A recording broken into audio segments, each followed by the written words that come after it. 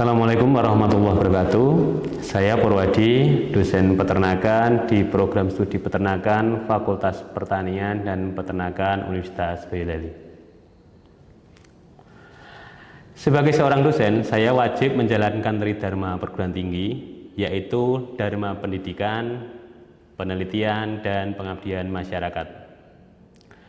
Dari ketiga dharma tersebut, penelitian adalah dharma yang paling prioritas yang ingin saya tekuni dan dalami.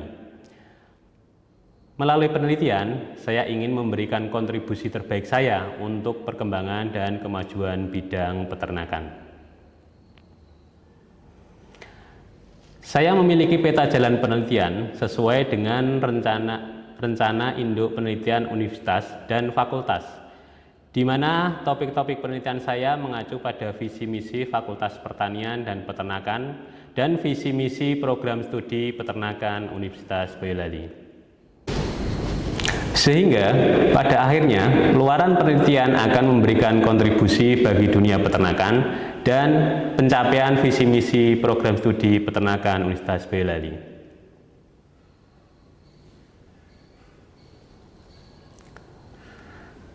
Visi program studi peternakan adalah menjadi program studi yang unggul di bidang peternakan berbasis iptek dan potensi lokal yang mampu bersaing secara nasional dan internasional pada tahun 2026.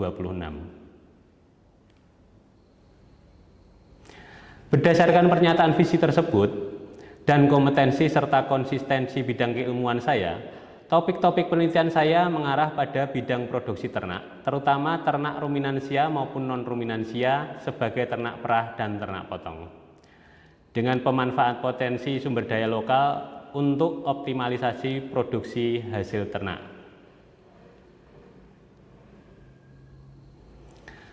Beberapa hasil penelitian saya telah berhasil dipublikasikan pada beberapa jurnal ilmiah yang meliputi Jurnal Nasional ber-ISSN, Jurnal Nasional terakreditasi, dan Proceeding Internasional terindeks Scopus.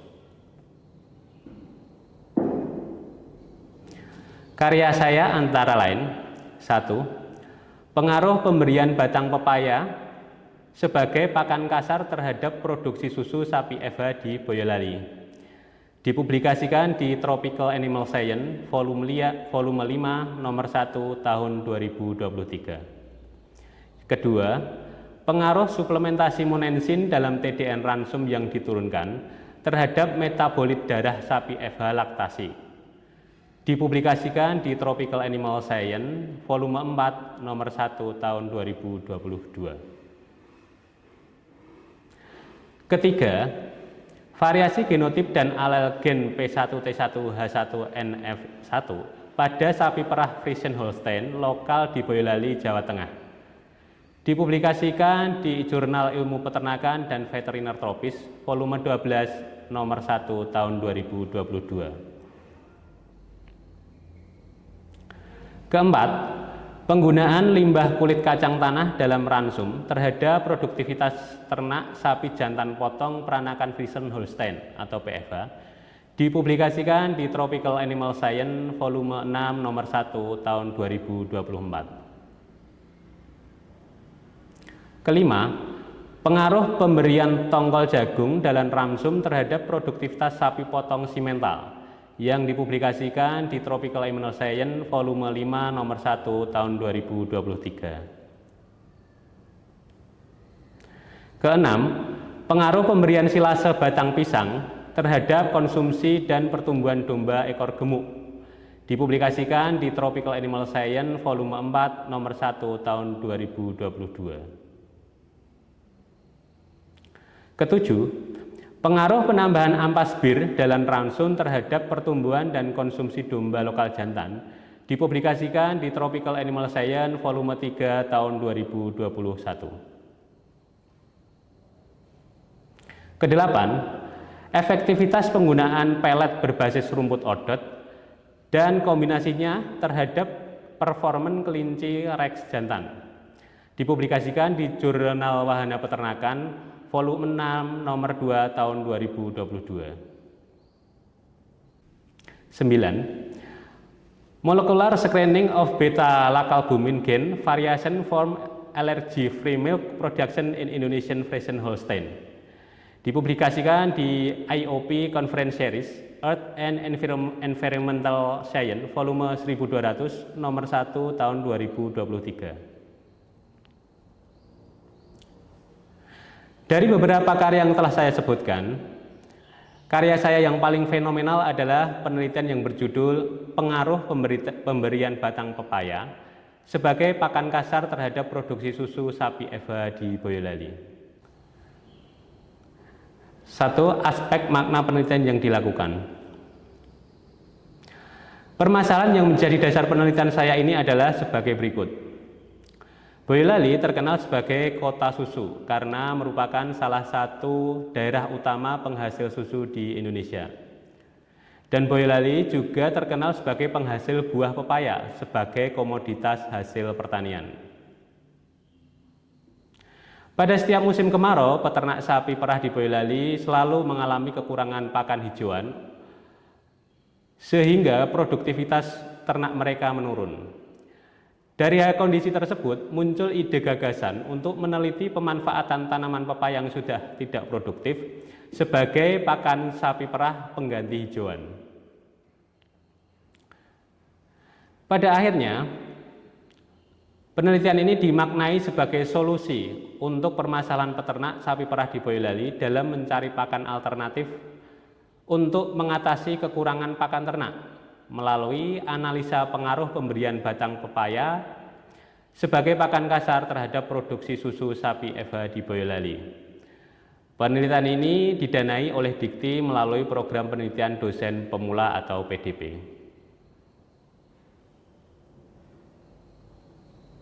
2. Aspek kesesuaian dengan bidang ilmu. Penelitian ini sangat sesuai dengan bidang keilmuan saya, yaitu produksi ternak, terutama ternak ruminansia dan non-ruminansia, sebagai ternak perah maupun ternak potong. Latar belakang keilmuan saya pada saat S1 adalah produksi ternak. Kemudian S2 ilmu ternak dengan bidang kajian adalah produktivitas ternak perah melalui manipulasi pakan.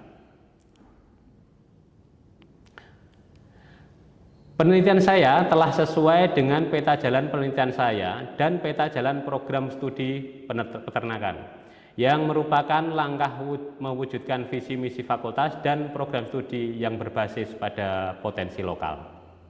3. Inovasi penelitian.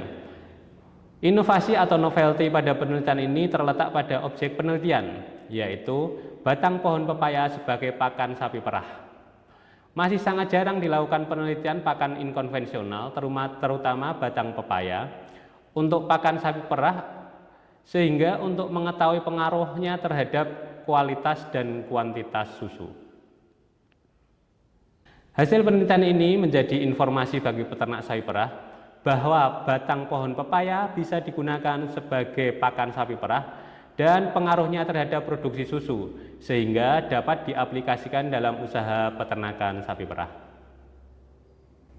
4. Kategori publikasi.